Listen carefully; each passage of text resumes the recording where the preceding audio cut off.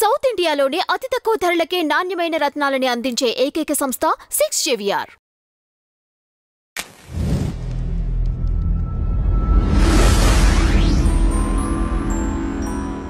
సాక్షాత్తు తిరుమలలో ఉన్న అన్నమయ్య విగ్రహం పైన శాంటా క్లాస్ టోపీ పెట్టారు.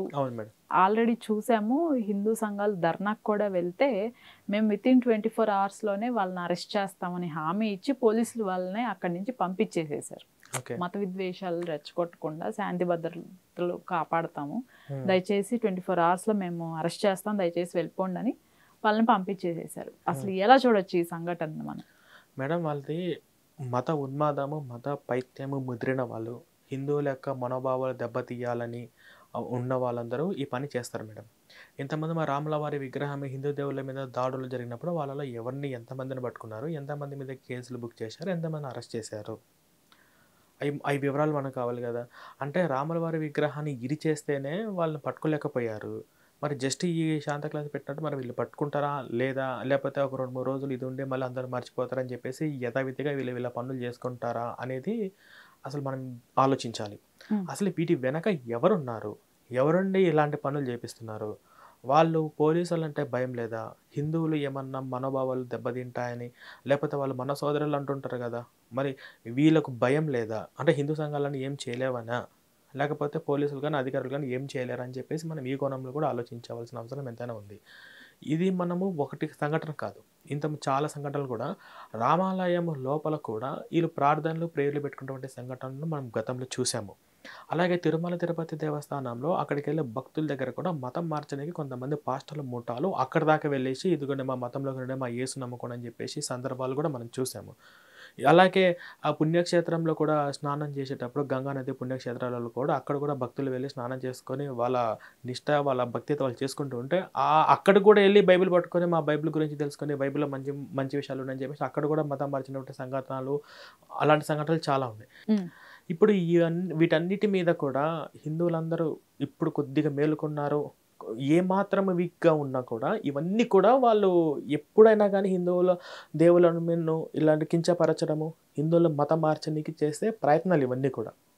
సో మనం ఆ కోణంలో మనం చూడవచ్చు మేడం. అయితే ఇక్కడ నాకు ఒక డౌట్ అండి, మీరు కూడా మిషనరీ స్కూల్లోనే చదువుకున్నాను అని చెప్పేసి అన్నారు. కానీ ఏ మిషనరీ స్కూల్లో కూడా వారి పండగలు వారివి తప్పితే వేరే వారి పండగల గురించి సెలబ్రేషన్స్ కానీ అట్లీస్ట్ దాని హిస్టరీ చెప్పటం కానీ నేనైతే చూడలేదు ఎక్కడ. ఈవెన్ సెలబ్రేట్ కూడా చేయరు. బట్ మిగతా ఏ స్కూల్ అయినా సరే, లైక్ ప్రైవేట్ స్కూల్స్ అయి ఉండొచ్చు, హిందూ స్కూల్స్ అయి ఉండొచ్చు, ఏ స్కూల్స్ అయినా సరే క్రిస్మస్ సెలబ్రేట్ చేస్తుంది, రంజాన్ సెలబ్రేట్ చేస్తుంది, ప్రతి పండగని అర్థమయ్యేలా పిల్లలకి చెప్తారు. ఇప్పుడు ఆల్రెడీ స్కూల్స్ లో సెలబ్రేషన్స్ స్టార్ట్ అయిపోయినాయి. చాలా చోట్ల కూడా ఇవి జింగిల్ బెల్స్ అనుకుంటూ పాటలతో పిల్లలకు శాంతా క్లాసెస్ వేసి డ్యాన్స్లు వేపించి లాంటివి చేస్తున్నారు. ముఖ్యంగా ఈ క్రిస్మస్ మూమెంట్లో ఈ యొక్క అందరూ కూడా హిందువుల వాళ్ళ పిల్లలు కూడా జాగ్రత్తగా ఉంచవలసిన సమయం మేడం.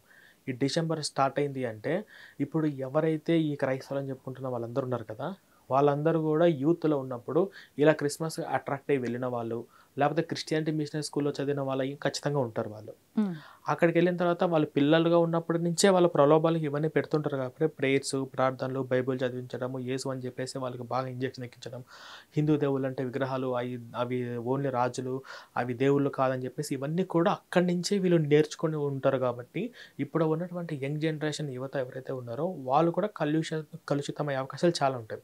ఇప్పుడు ఏ స్కూల్లోనైనా కానీ వినాయక చవితి జరపడం మనం ఇక్కడ గమనించామా? నాకైతే ఎక్కడ కనిపించలేదు. ఓకే, ఇక్కడ క్రిస్మస్ రాగానే సెలబ్రేషన్స్ చేస్తున్నారు, పిల్లలందరి చేత చెప్పిస్తున్నారు. కాబట్టి ఇవి కూడా ఇప్పుడు మొన్న ఒక తిరుపతిలో కూడా ఒక మాస్టర్ని పట్టుకొని అడిగారు, వాడి పిల్లలందరినీ మతం మార్చడానికి ఏంటి మీకు సిగ్గు లేదా, ఇంకా అలాంటి దేవుళ్ళను మనం పూజిస్తారా, మన కోసం ప్రాణం పెట్టిన యేసును మనం ఎందుకు పూజించకూడదు అని చెప్పేసి అదేదో బై మిస్టేక్ ఎవరో ఒక బాబు ఉండి రికార్డు చేశారు కాబట్టి మనం బయటకు వచ్చినాయి. బయటికి రండి కూడా చాలా జరుగుతున్నాయి. ఇంకొక స్కూల్లో కూడా ఇక్కడ సరస్వతి లాంటి పాటలు పాడకూడదు అని చెప్పేసి ఇట్లాంటి ఒక అన్య మతానికి చెందినటువంటి ఒక ప్రిన్సిపల్ పిల్లలకి ఇటువంటి మాయమాటలు చెప్తున్నారు. కాబట్టి ఎప్పుడైనా కానీ ఈ యొక్క అన్య మతస్థులు కానీ ఒక స్కూల్లో టీచర్స్గా ఉంటే ఇటువంటి ప్రాబ్లమ్సే వస్తాయి. వాళ్ళు ఉన్నారంటే మాత్రము వాళ్ళకి వాళ్ళ మతము ఆ మత పైత్యంతో ముదిరిన వాళ్ళు ఏమైనా చేస్తారు. మత మార్చనీకి. వాళ్ళకి ఎప్పుడు ఏంటంటే ఇప్పుడు ఎదుటి వాళ్ళు హిందువు, వాళ్ళు హిందువులుగా మార్చాలి, వాళ్ళు హిందువులు ఎప్పుడు మన వైపు తిప్పుకోవాలి, మన వైపు ఎట్లా మార్చుకోవాలి, వాళ్ళు పూజించే దేవుళ్ళను ఆ దేవుళ్ళు కాదని చెప్పేసి వీళ్ళకి ఎలా ఇంజెక్షన్ ఇచ్చి వాళ్ళ ఇదే ఉంటుంది వాళ్ళకి.